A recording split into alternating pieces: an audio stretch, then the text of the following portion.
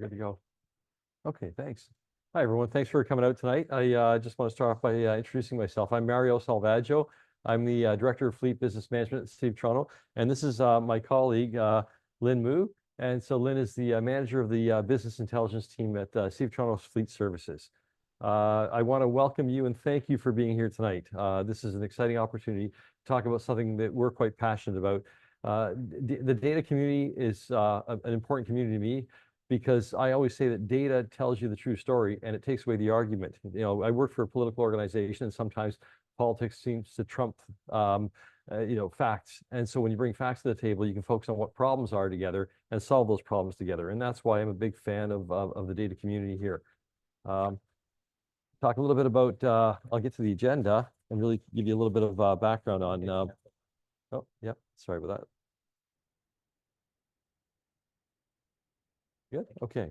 So we'll tonight the agenda will be I'll give you an overview of fleet services and specifically municipal fleet services. Then we'll get into fleet data overview, our data sources and the data types. Lynn will talk a little bit about that, and then the KPIs, the meaningful information that we measure in fleet and what it means to us, what it tells us about our business.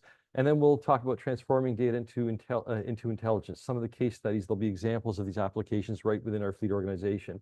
And then the impacts, the outcomes and achievements that we realize with the use of data. And then we'll have some time for some discussion.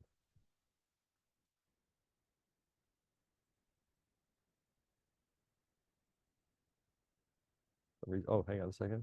There we go. So I'll talk a little bit about what we do. Maybe get a show of hands here of those who have heard of fleet services. Okay, more than I thought. Okay, it's impressive. So when I started off in the fleet services industry when I was 28, I left the industry completely, never came back to it, never thought I would ever be interested in fleet services again.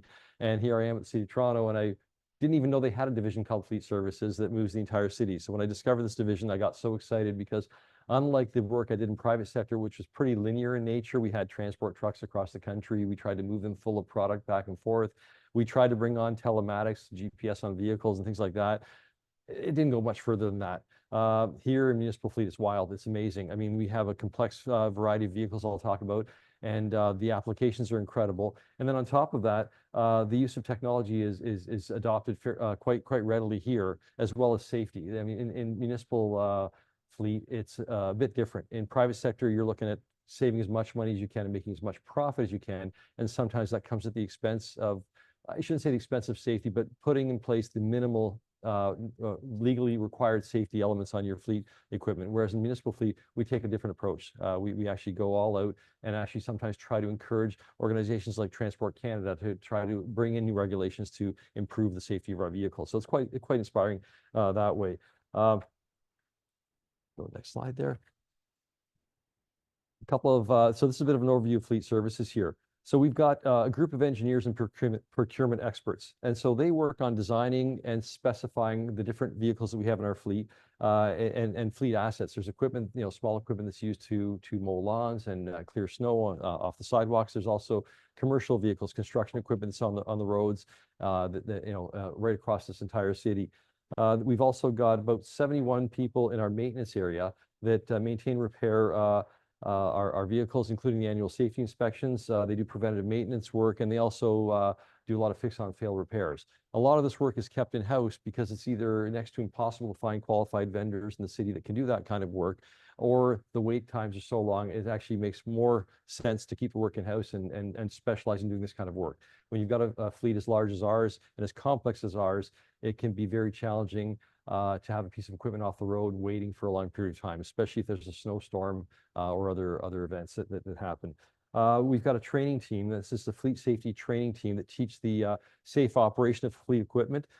They also upgrade driver's licenses. We hire people with a Class G license, which is what's used to drive a passenger vehicle or a light-duty truck, and they'll train people on their Class DZ license, AZ, CZ, which is for buses. So all these different license classes are for the larger, more complex equipment we have, and they're independently licensed by the MTO to put people through these training programs and offer them a legal Ontario driver's license. The reason I mention that is because this saves us a lot of time, and we also are able to maintain our high standards in the quality of our drivers and make sure that the people that we hire and train are doing things in a way that represents what we want to see out in the public and what we expect of the public in return. Our safety team also has a collision management team. Unfortunately, collisions do happen, especially in a fleet as large and complex as ours, and I'll talk about the numbers in a few minutes. But this team really helps manage the collisions and you know, anything from sort of reanalyzing the scene and trying to understand what caused the collision to collecting forensic evidence, working with Toronto Police when necessary, and then trying to make sure that we can reconstruct the collision and minimize recurrences of these collisions in the future. And then we've also got a team that manages fuel. When I talk about fuel, it's not just combustible fuels. We do have diesel, gasoline, and unleaded fuel, but yeah, gasoline, diesel, and compressed natural gas in many of our vehicles. But we're also moving more towards electric vehicles and even exploring hydrogen-powered vehicles right now. So we're really moving towards a more sustainable fleet. The challenges there are the availability of you know, on the market. The supply chain issues are very challenging. The cost and as well as the fit for purpose of some of these vehicles. You can imagine if you take a giant truck and you bolt on 3,000 pounds of batteries, it's not going to perform as well in our Canadian winters as something that has a combustible engine on it. So, but it is something that we are advancing quite rapidly, and I'm very proud of the team there. And then finally, the business intelligence team, which Lin stood up several years ago when I joined Fleet Services in 2020. We started creating a team, and I got Lin, and I said, you can't do this with a team of three, me, myself, and I. You're going to need a team. So we started building the team up. And Anji, who's online now, and Kim, who's here, are part of this team. And the team's been growing. How many people in total have you got now? Six people in total, and that's still a small team for the kind of work that we do for all of our divisions, about 45 divisions, a number of different agencies, and so on.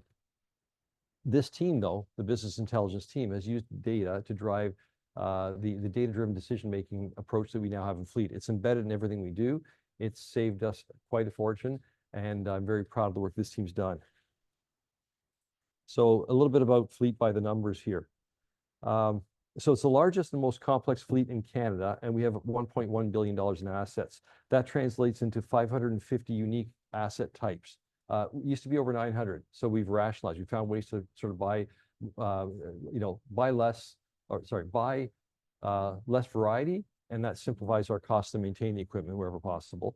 And then we have more than 5,000 total vehicles in the fleet for this entire city, which, by the way, is about 5,600 kilometers of roadways, and that doesn't include the parks that we also have fleet equipment in.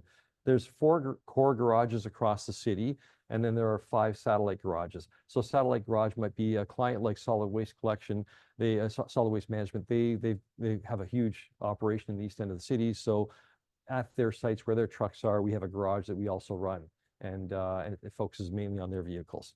So we've got a few of those different satellite garages across the city. There are 23 fueling sites and over 100 electric vehicle charging points. I think we're up to about 170 now. I didn't really check the numbers before I came here, but it keeps expanding as rapidly as possible. And we're leveraging funding from other levels of government as well to help us advance that as quickly as possible. And this is all done with a team of only 200 people. So I always say we're a small division, quoting one of my colleagues, but we move the entire city. I'm going to turn it over to my colleague Lin Mu at this point. So again, I mentioned that Lin founded our Fleet Business Intelligence Unit, and she's got a team of brilliant professionals that really work in this space. And the unfortunate reality is, with such a small team, the demands coming from our clients are off the charts right now. It's fantastic to see that kind of a pull to this wonderful team and the work that they do. What I'm trying to do now is just manage their workload, because there's only so many people to go around right now, especially the budget constraints that we have. But as we expand this team, I expect to find more ways to leverage the information this team produces to find cost reductions across the work that we do. The data tells you the real story, and then it opens up the opportunity to brainstorm on solutions to the problems that we have and reduce our costs and to accelerate our ability to deliver services to the public. So on that, over to you, Lin. That's not it.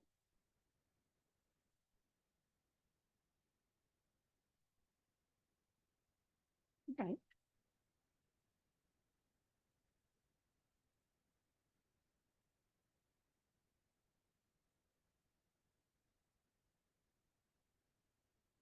Good to go. All right.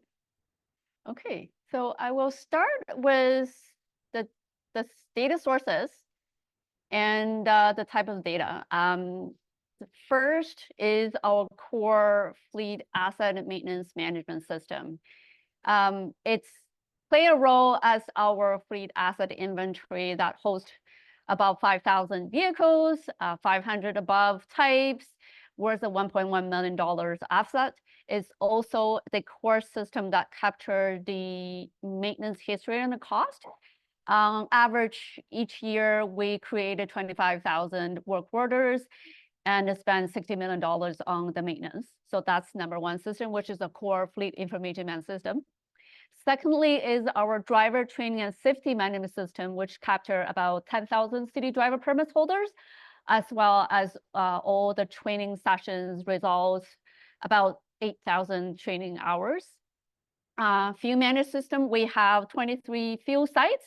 I guess it's $14 million fuel, 14 million liters of fuel that we spend as a city on average each year. Since 2021, we implement the telematics solution.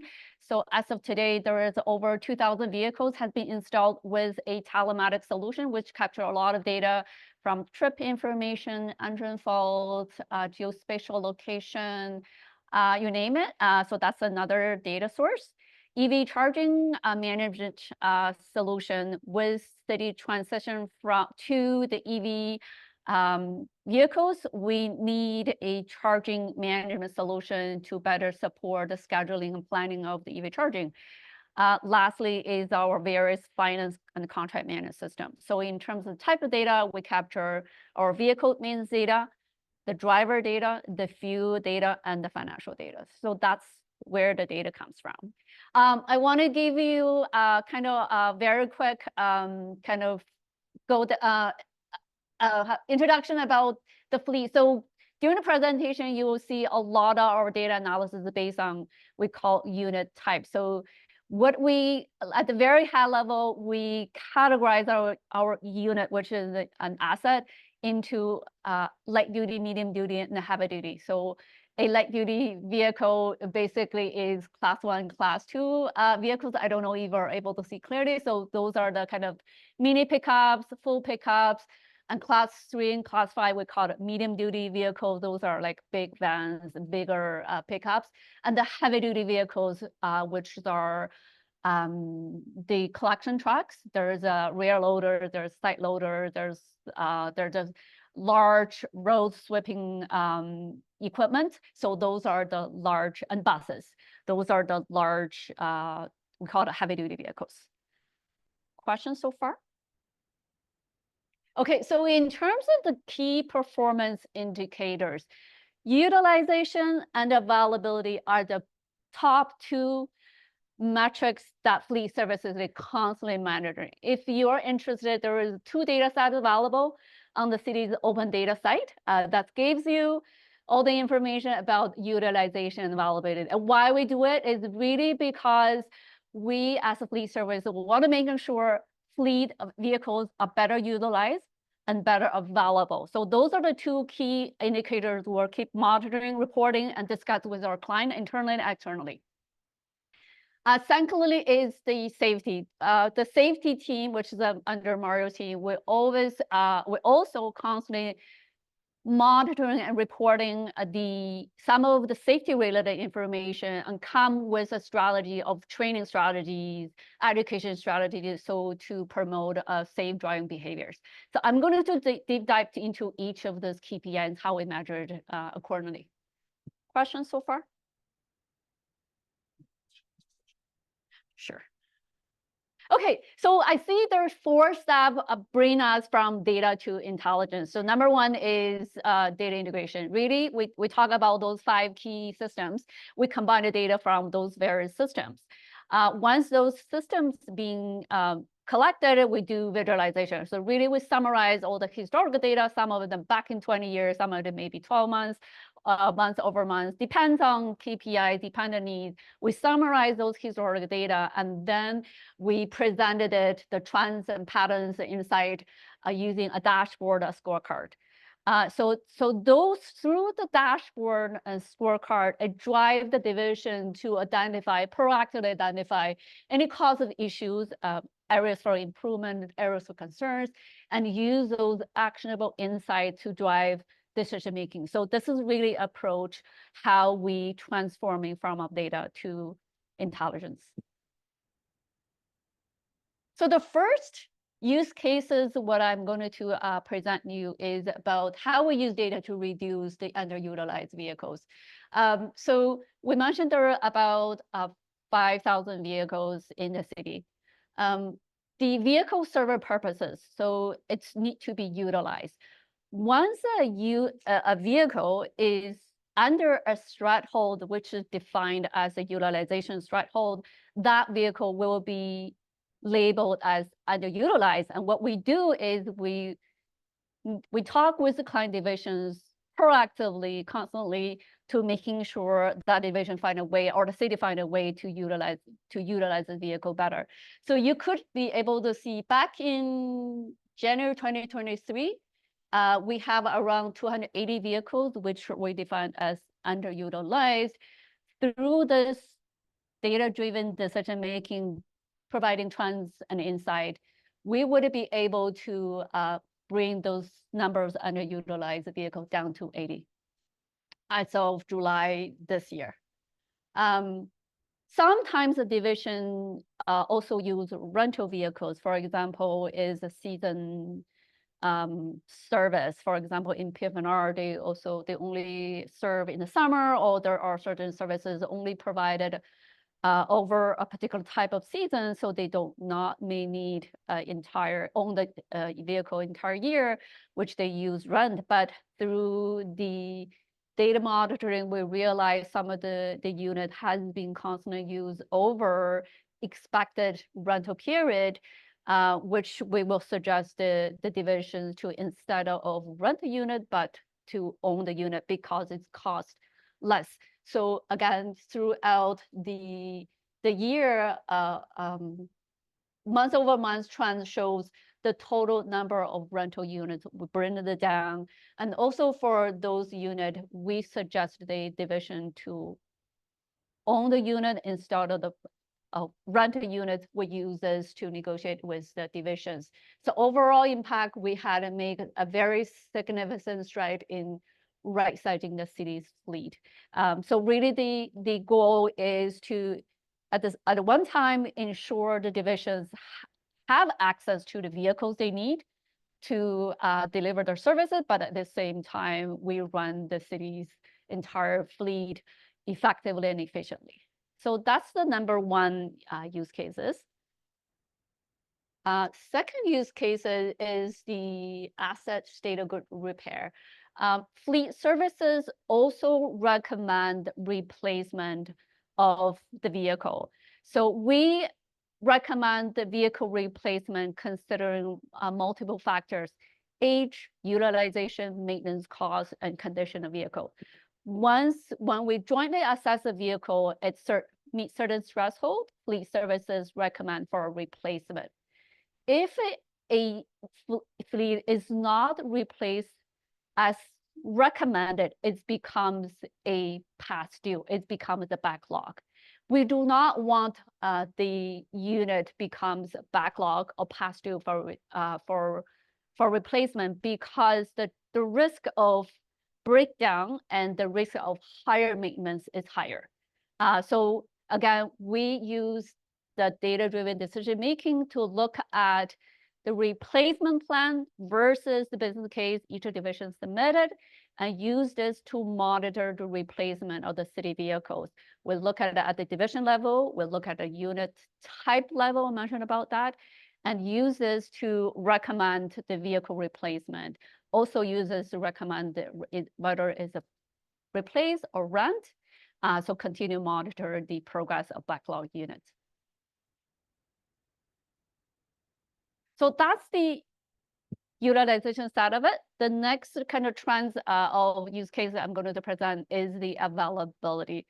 The first chart shows back in January 2022, we look at the average year-to-date of fleet availability, which is for by unit type. So you would be able to see, I don't know if you're able to see, the light duty is around, which is the first bar, is around 92%. The middle bar, which is heavy duty, is only about 76%. And if you see the dotted line, that recommend the target. So for each types of unit, there's a standard there is a standard in terms of unit is available. So, okay, so basic for each of a vehicle, we define a operation hour. For example, this vehicle is supposed to be available for 8 hours. That's the available hours. Whenever a vehicle bring in for preventative maintenance or repair is a downtime.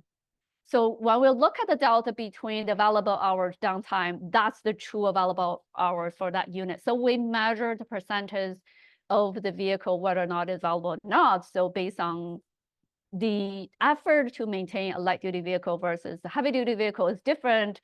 For heavy duty vehicle, the target is 85% of the time the vehicle should be available. For light duty, we say 95. So back in 2022, our availability is kind of low. Like there's gap between the target versus the actuals.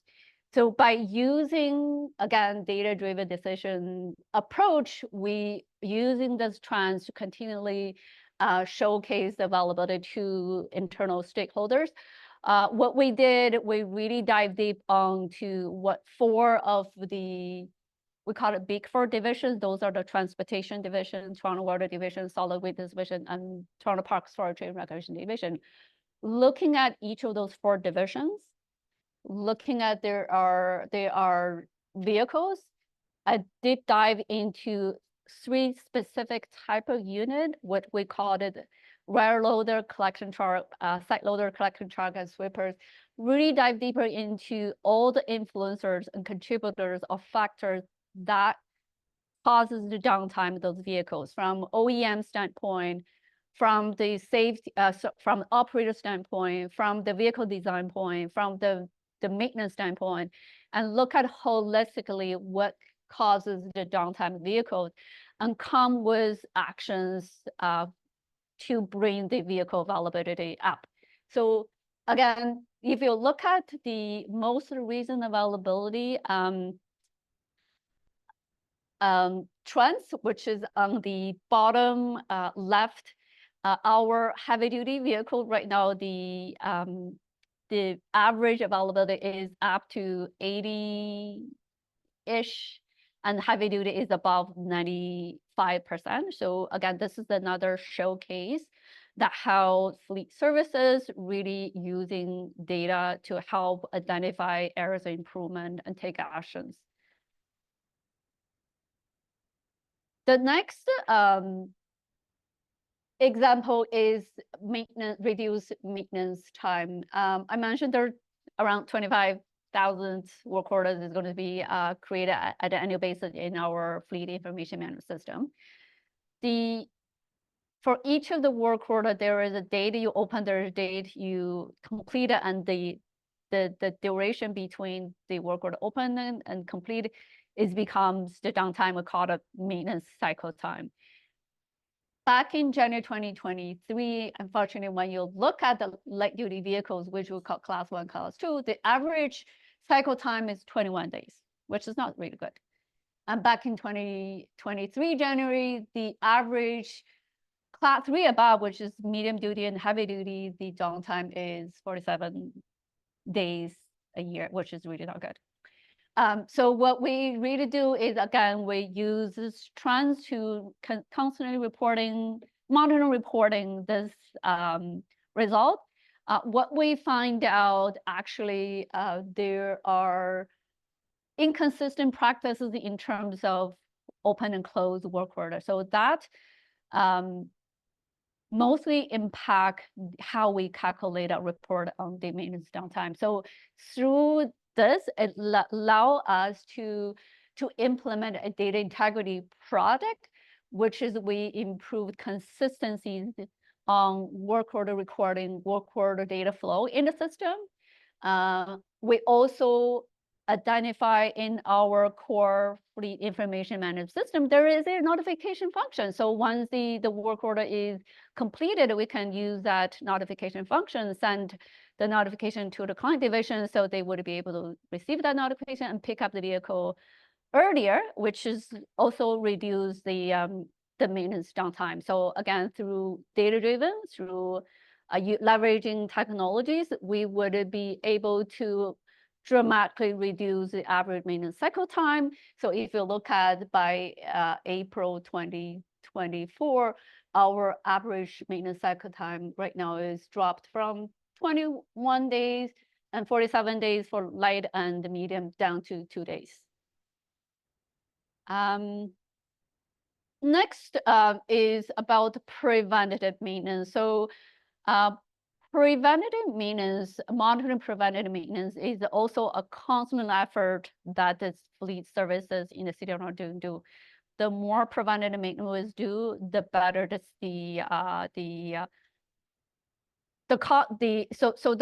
better we could be able to capture the main breakdown before it happens. Again, if you see at May 2023, we only are, when you look at the on time, so for each of the vehicles, when they bring in, we define a preventative maintenance schedule. If it meets the preventative maintenance schedule, it is on time. It's bring early, and then the early is late, then it's late. So you would be able to see in May 2023, we're only kind of 50% compliance. 50% of the time, we're not compliant. Again, by trending this, it allows us to redefine our preventive maintenance practice and leveling the preventive maintenance demand across garages, across the board. We would be able to see right now our overall preventive maintenance compliance 90%. Timelines were good. Wrap up, and if you want, I can take your show. Yep. So maybe 2 more quick slides. This is the ASC LC ticket, which is okay. Automated speed enforcement and red light camera tickets. If you look at that table in the middle row on the right, this actually is the rollout of the cameras citywide from 2020 to 2024. The number of cameras for automated speed and also the number of camera for the red light camera, and the total ticket as a city, like overall public resident received. And on the left is the city of Toronto received. So the reason we're showing this is we have developed the tickets recovery policy, and we use this policy to making sure the driver take accountability of their tickets.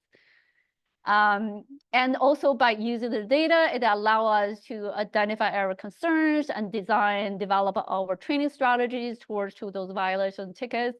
So overall, you would be able to see our overall CVR violation rate is the lower the better. So that line chart, the lower the better. Our overall CVR trend is bring down dramatically. Lastly, anti-idling. So I mentioned everything 2021. We roll out the telematics. So as of today, about 2,000 vehicles have been installed with telematic device.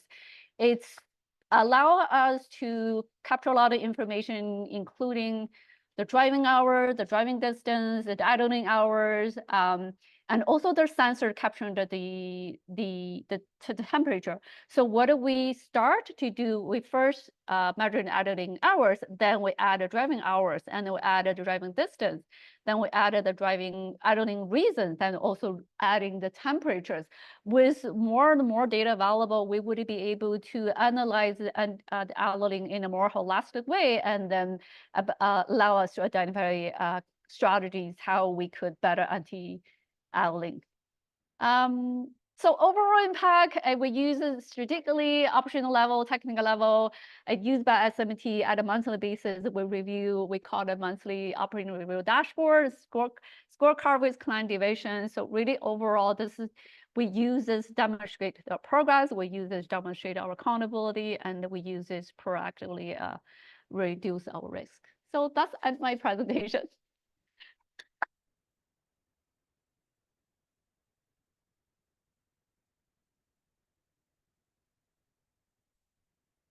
All right. Thank you both.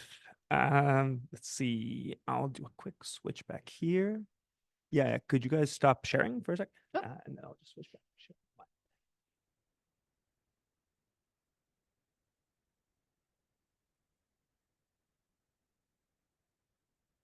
Let me just click stop share here. Beautiful. Thank you.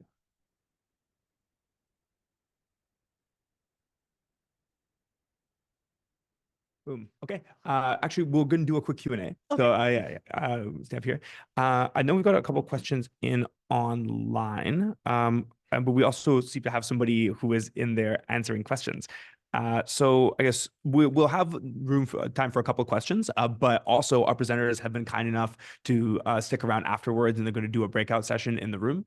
So both in the room and online. So if you have any questions or you want to have a more in-depth discussion, you're going to have the opportunity to do so. But for now, raise hands in the room if you'd like to ask a question, and I will come around with a microphone. Okay. We're going to go Ushnish, and then we're going to go online.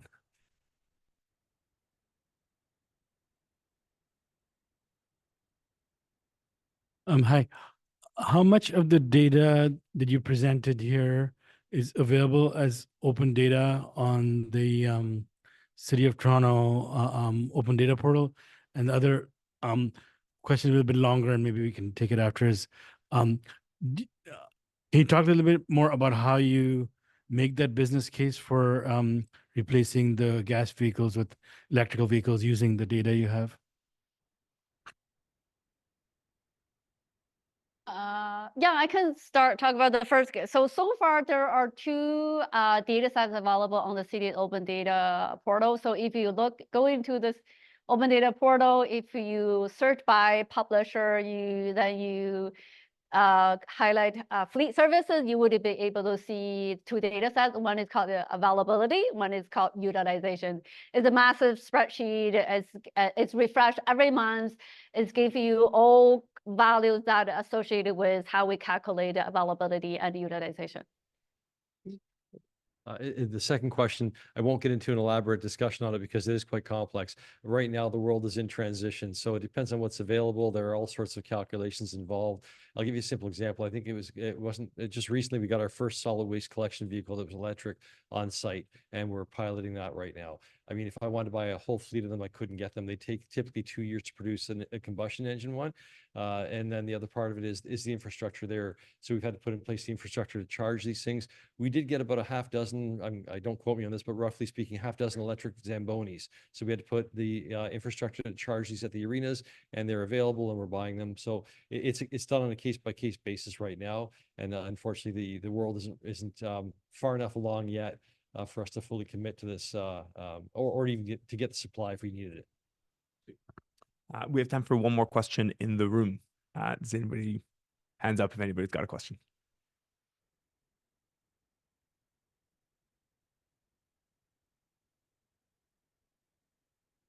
Yeah, I was just wondering if you're talking, you talked about replacing vehicles with like electric vehicles.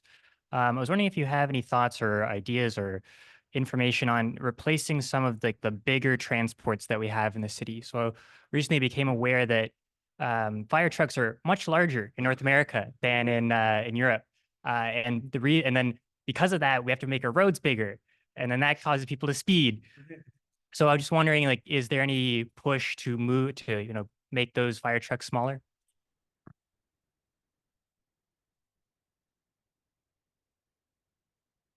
So unfortunately, I can't answer that because there are also subgroups that run their own fleets that are specialized. So fire services runs their own fleet there, and I really don't have an answer for that. I do know that on a regular basis they work together with us. We look at what's available in the market, what's appropriate. I'll give you an example. Solid Waste is one of our clients. They have smaller trucks for smaller areas. In some cases, it makes more sense to bring a larger truck and have fewer trips back to unload. But yeah, we do look at these on a case by case basis for sure. Thank you.